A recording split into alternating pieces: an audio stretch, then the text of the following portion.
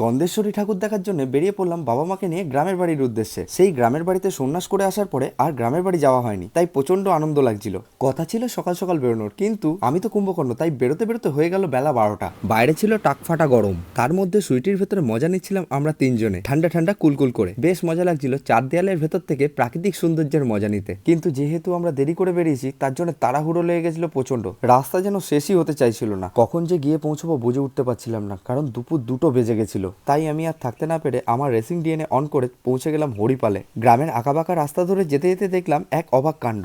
এই টাকফাটা গরমে কি করে বসে আছে মানুষগুলো ট্রেকারের মাথায়। মানতেই হবে গ্রামের মানুষের ক্ষমতা আছে। এইসব ভাবতে ভাবতে পৌঁছে গেলাম জাঙ্গিপাড়াতে। গ্রামের বাড়ি ঢুকতে না ঢুকতেই দিল মাঙ্গে মো হয়ে গেছিল খুশি খুশিতে। তারপরেই চলতে চলতে পৌঁছে গেলাম আমাদের দুর্গা আদি মায়ের মন্দিরের সামনে। ভাঙা দালান মন্দির, প্রচন্ড জাগ্রত ঠাকুর। আর এই মন্দিরের পাশেই হলো আমার ছোটবেলার স্কুল, যেখান থেকে আমার বাঁদরামো ছাগলামো সূত্রপাত ঘটেছিল। প্রচন্ড মিস করি সেই ছোটবেলাকার দিনগুলোকে। স্কুলের টিফিনে বাড়ি না গিয়ে এর ওর গাছের ফল পাকড় চুরি করে খেতাম বন্ধু বান্ধব মিলে, আর বন্ধুরা মিলে গোল মিটিং করতাম এই দৈবকুলিতে। দৈবকুলিতে পৌঁছেই দেখা হয়ে গেল আমার আর বাবার ভালোবাসার মানুষগুলোর সঙ্গে। তাই বাবা টপাং করে গাড়ি থেকে নেমে ছুটলো খিস্তি দাদুর দোকানে চা খেতে। আমি যেহেতু ড্রাইভার মানুষ, তাই মাকে ড্রপ করার পরেই পেলাম মুক্তি। ধর্মরাজের মন্দিরের সামনে আমার সুইটিকে রেখে আমার সুলেমানি কিরা জেগে গেল খিস্তি দাদুর চা খাবার। তাই এক ছুটে পৌঁছে গেলাম খিস্তি দাদুর চায়ের দোকানে। দেখলাম বাবা খিস্তি চায়ের মজা নিচ্ছে, তাই বাবার খরচায় আর আমার চর্চায় নিয়ে নিলাম খিস্তি চা। চুমুক মারার সঙ্গে সঙ্গে একটা আলাদা মজা পেয়ে গেলাম। হা কি টেস্ট মাইরি। তারপরেই দেখা হয়ে গেল ছোটবেলাকার মিত্র বিক্সোর সঙ্গে। চায়ে চুমু খেতে খেতে একটু বার্তালাপ করতে করতে চলে এলো আমাদের জামাইয়ের যানবাহন করে বাবা আর আমি মিলে চললাম বোনের শ্বশুর বাড়ি। গন্ধেশ্বরী পুজো বোনের শ্বশুর বাড়িতে ধুমধাম করে হয়। আমি গন্ধেশ্বরী ঠাকুর কখনো আগে দেখিনি। দেখলাম মা দুর্গা জগদ্ধাত্রীরই আরেক রূপ। অপূর্ব সুন্দর সাজে মাকে সাজানো হয়েছে, আর তার সঙ্গে হচ্ছে পুজো দেখতে দেখতে দেখি ছোট বোন ওয়েলকাম ড্রিঙ্ক নিয়ে চলে এসছে, তাই বোনের সঙ্গে একটু চিয়ার্স করে নিলাম আর দেখতে লাগলাম পুজোর বিভিন্ন আয়োজন।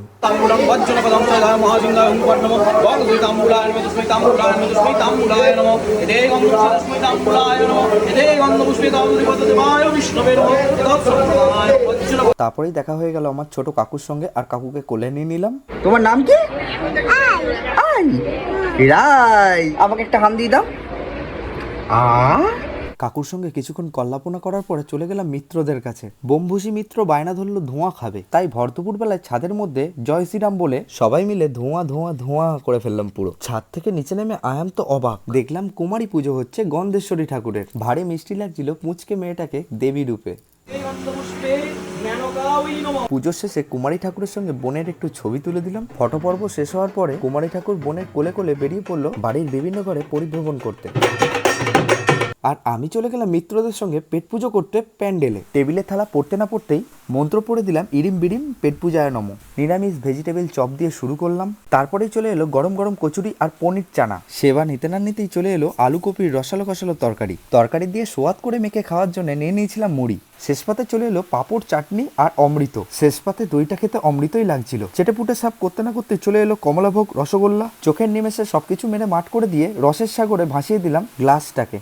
এক পেট খাওয়া দাওয়া করে জোয়ান হাতে নিয়ে 11 নম্বর বাসে করে বেরিয়ে পড়লাম গ্রামের প্রাকৃতিক দৃশ্য দেখতে দেখতে সুইটির কাছে। আমার লেস ধরে মা বাবাও ঢুকে পড়লো সুইটির ভেতরে। পরিবারের সবার জন্য নিয়ে চলে গেছিলাম চন্দননগরের ফেমাস লিচু নিয়ে মা বাবা চলে গেল বাড়ির ভেতরে। আমিও সুইটিকে তাড়াতাড়ি পার্কিং করে ছুটলাম বাড়ির দিকে। বাড়ি ঢুকেই ফ্যাল করে চেয়ে দেখলাম আগে লিচু গাছটার দিকে। দেখলাম গাছে একটাও লিচু হয়নি। মন খারাপ করে গভীর নিদ্রায় হারিয়ে গেলাম একটু। মিত্রদের ফোনের জ্বালাতনে উঠে পড়লাম ঘুম থেকে আর মুখ ধুয়ে বেরিয়ে পড়লাম বাইরে। হঠাৎ দেখি আমাদের বাড়ির ঐতিহাসিক হিটলার আমাকে ডাকছে। হিটলারের নাকি আমার মেয়াপুষিকে প্রচন্ড পছন্দ, বুড়ো বয়সে বিয়ে করতে চায়। অনেকক্ষণ ধরে বুড়োর প্যাক প্যাক প্যাক প্যাক শুনলাম। বুড়ো বাচ্চাকে ভোলানোর জন্য সিগারেট অফার করলাম। তারপরে সোজা ছুট দিলাম সুইটির কাছে গ্রাম্য পরিবেশের মজা নেওয়ার জন্য ভ্রমণের উদ্দেশ্যে। বিকেলের ফুরফুরে হাওয়া খেতে খেতে তিন মূর্তিতে গ্রামের আঁকাবাঁকা রাস্তা ধরে যাচ্ছিলাম চা চুলকাতে। তিন মূর্তিতে অনেক ঝাড় পাকামো পোত পাকামো করতে করতে পৌঁছে গেলাম চায়ের দোকানে। রাস্তার ধারে সুইটিকে পার্কিং করে নিয়ে নিলাম একটু ফ্রেশ অক্সিজেন প্রাণ ভরে। তারপরেই চোখে পড়ে গেল গাছের ডালে পাখির বাসা। বেশ সুন্দর লাগছিল দেখতে। আর সবচেয়ে বেশি মন কেড়ে নিল চাঁদ মামা। বুদ্ধ পূর্ণিমার অপরূপ চাঁদকে দেখতে দেখতে চলে এলো আমাদের চা। তিন মূর্তিতে ভাগাভাগি করে নিলাম আর চা চুলকাতে চুলকাতে গল্পের গরু গাছে তুলে দিলাম। বিকেল গড়িয়ে সন্ধে হতে না হতেই চাঁদের সৌন্দর্য দেখে আমার মধ্যে একটু অরিজিৎ সিং জেগে উঠলো। নিজেকে অনেক কষ্টে কন্ট্রোল করে পৌঁছে গেলাম গাড়িতে। আর রাস্তায় শেয়াল দেখতে দেখতে পৌঁছে গেলাম বাড়িতে। বাড়ি এসে দেখি আমার পুটপুটি ভাজি খাওয়া দাওয়া না করে শাড়ি পরার নেশায় মত্ত। তাই আমি মাথার চুল খুলে একটু নাড়িয়ে দিলাম। আমার চুলের ভয়ে কাকু ঢিপ ঢাপ খেয়ে থালা ফাঁকা করে দিল। আর আমি চুল আনন্দে চুল বেঁধে বেরিয়ে পড়লাম বোনের বাড়ির উদ্দেশ্যে পেট পুজো করতে। বাড়িতে ঢুকেই দেখি পরিবারের সদস্যরা খেলায় মত্ত হয়েছে। মোমবাতি জ্বালানো প্রতিযোগিতা, বাড়ির ছোট থেকে বড় সবাই অংশগ্রহণ করছে। পুরো বাড়ি গমগম করছিল হই হই রই রইতে। দারুণ মজা লাগছিল দেখতে। খেলা শেষ করে শুরু হয়ে গেল গন্ধেশ্বরী মায়ের সন্ধ্যে আরতি।